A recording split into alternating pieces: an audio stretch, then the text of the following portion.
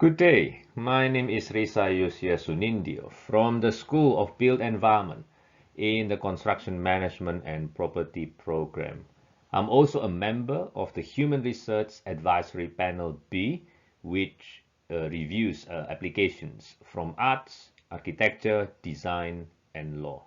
In this video, I would like to briefly introduce to you concerning human research ethics procedure in UNSW.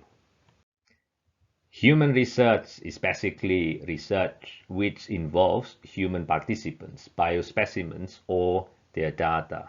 It is compulsory for ethical approval to be obtained before commencing human research in UNSW. And here are just some examples of research which can be categorized as human research. When you conduct surveys, interviews, or focus groups, obviously you will engage or involve human participants. So therefore, you need to obtain an ethical approval. Observation of people, administration of medical, psychological, or physiological intervention. I think the top three here are the most common ones in the School of Built Environment. And you also can see other examples of human research, which will require the researchers to obtain ethical approval before they commence their research. Why ethics application? So this is not a matter of ticking boxes. Of course, UNSW is governed by codes and legislation in their research, in their performing of research. And the most prominent one is the National Statement on Ethical Conduct in Human Research. More importantly, history has shown that unethical research conduct can harm participants and erode public trust in research. So therefore, it's very important for us to ensure that human research is conducted to minimize the risk posed to participants, the researchers, the university, and the broader community, while affirming the right of researchers to carry out legitimate investigations. There is a sad example of unethical research called the monster study at the University of Iowa. The monster study was a stuttering experiment performed on 22 orphan children. Half of the children received positive speech therapy, praising the fluency of their speech. The other half received negative speech therapy, demeaning the children for speech imperfections. The result, many of the normal speaking children who received the negative treatments in the experiment suffered negative psychological effects, and some even retain speech problems for the rest of their lives. So this sad case shows the importance of conducting research in an ethical way. It also shows the importance of ethics application. In UNSW, we have 4 ethical review pathways. The first one, negligible risk research. So this is the lowest risk level. The second one, low risk research. The third one, more than low risk research. And the fourth one, which was recently added, notification of research involving publicly available data. Now let's see the pathways one by one. Pathway number 1, negligible risk research.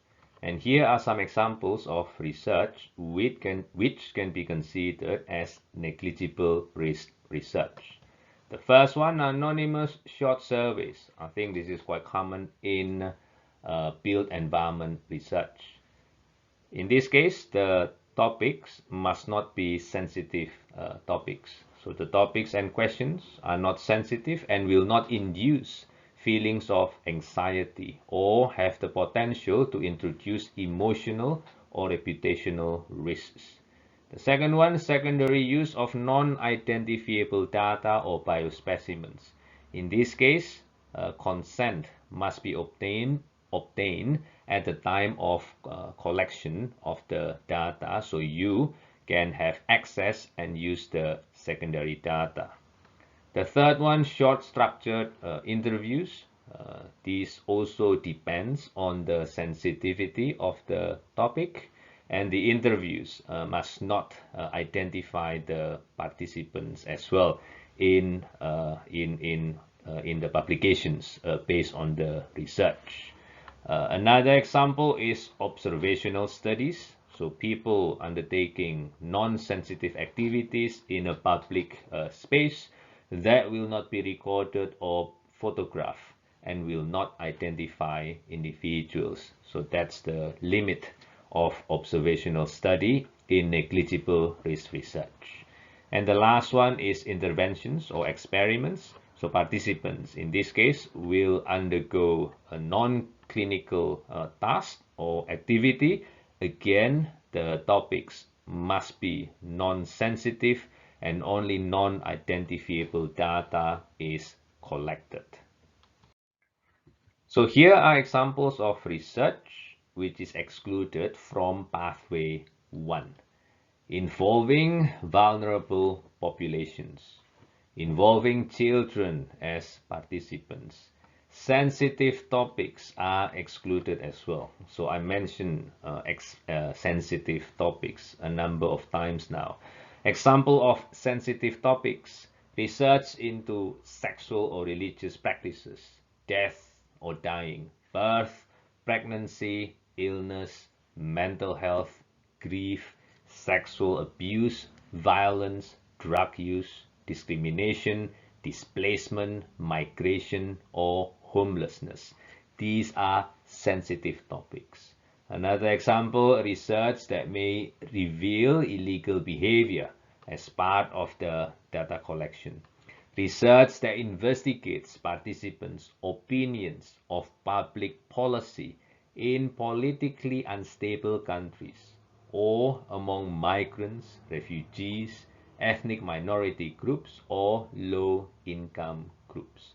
These are examples of sensitive topics and they are excluded from pathway 1. Another limitation is the length of time committed by the participants. So when the time commitment is more than 30 minutes, automatically that research is excluded from pathway 1. For example, interview can be considered as negligible risk research. But when the interview is more than 30 minutes, then it is excluded from pathway 1. Focus groups is automatically excluded from pathway 1. Research that can induce feelings of anxiety, introducing emotional or reputational risks. Research which is conducted overseas will never be considered as negligible risk research.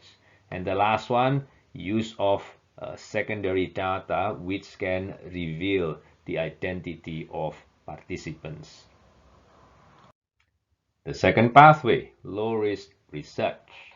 So low-risk research describes research in which the only foreseeable risk is one of discomfort. Discomfort is defined in the national statement as less serious than harm and may involve body and/or mind. Examples of discomfort from the national statement include minor side effects of medication, the discomforts related to measuring blood pressure, and anxiety induced by an interview. Here are examples of low-risk research. Surveys. So the research topic and questions will not induce distress or cause reputational or professional harms. And of course, when the survey needs more than 30 minutes to be completed, then automatically it is considered as low-risk research. Secondary use of identifiable data or biospecimens. So again, consent has to be collected beforehand. Secondary use of identifiable data where a waiver is requested. Interventions or experiments. In this case, participants undergoing a non-clinical task which may induce discomfort but will not induce distress, harm, and involve deception. And the last one, interviews or focus groups, again, when it is more than 30 minutes for interview, and the research topic and guiding questions will not induce distress or cause reputational or professional harms. Pathway number 3, more than low risk. Here are examples of research included in this pathway. Human research procedures or activities where a person, organization, vulnerable population, or a broader community, and also the research team are exposed to physical, psychological, social, economic, legal, or travel harms. Just quickly, examples of physical harms: injury, illness, or pain. Psychological harms can be feelings of worthlessness, distress, guilt, anger, devaluation of personal worth, like being humiliated or manipulated. Social harms includes damage to social networks or relationships with others. Economic harms includes the imposition of direct or indirect costs on participants. Legal harms includes discovery or prosecution of criminal conduct. And travel harms means research which is conducted in a country where the travel advice is level 3, meaning reconsider your need to travel, or level 4, do not travel. Human research procedures or activities where a person may experience distress, as I said earlier, automatically is considered as pathway number 3. Research involving or about Aboriginal or Torres Strait Islander people or their communities is also more than low risk research. And just some more examples of research categorized as more than low risk. So when the research involves people highly dependent on medical care who may be unable to give consent, people with cognitive impairment or intellectual disability or mental illness, activity concealment or planned deception, exposing illegal activities, waiver of consent for research using personal information in medical research, collection of human biospecimens, genomic research, some clinical trials, and clinical interventions. The last one, pathway number 4, notification of research involving publicly available data sets. So here it's not really an ethics application. The notification process is simply being used to register research involving access to publicly available data sets. And then an automatic acknowledgement will be issued for all research registered using this process. And again, it must be done before the data are extracted. Now let's see the ethics application for the 3 pathways: negligible, low risk, and more than low risk. For negligible, what you have to do, you need to fill in negligible risk application form. And this application will be reviewed weekly by Human Research Ethics Panel Executive. And the due date at the moment is 5 p.m. every Tuesday. For low risk, likewise, you need to fill in an application form. So this is a different application form from the negligible risk application form. You need to prepare project description as well. So for BE, applications are currently reviewed weekly, which is wonderful. So the process can be quicker by Human Research Ethics Panel. And the due date at the moment is 12 noon every Monday. Last one, for more than low risk, the same application form, which is actually the same application form as the low risk research, also project description, but in addition, you need to get letter of support from your head of school. And this is reviewed monthly by a research ethics committee at the university level. The closing dates you can see from that link. Here are additional documents that you need to prepare or things that you need to do in your ethics application. And these are applicable to all research in pathway 1, 2, and 3. You must include the recruitment materials in your application. It means participant information statement and consent form. This is mandatory. So basically the participant information statement will tell your prospective participants concerning the research and what they need to do. And then they must sign the consent form as well to show that they have given their consent to participate in the research. And then other recruitment materials, it depends on how you will collect the data and approach your participants. You need to prepare, for example, can be email invitation or flyer, social media post or advert. And you may get or you may need to get letter of support as well from organizations if they help you to distribute your survey, for example, to prospective participants. Data collection tools must be included as well in your application. Again, of course, every research is different. It can be a questionnaire, can be interview guides, focus group guides, and observation guides, depending on your data collection method. All the applications and the supporting documents must be submitted by email. All investigators and the head of school must be CC'd in your email. For student projects, application must be submitted by their supervisors, who will also be the chief investigators in the application. Templates are available if you visit this link, and make sure that you use the templates. Don't try to prepare the documents on your own. You must use the templates if you want your application to be approved by the committee.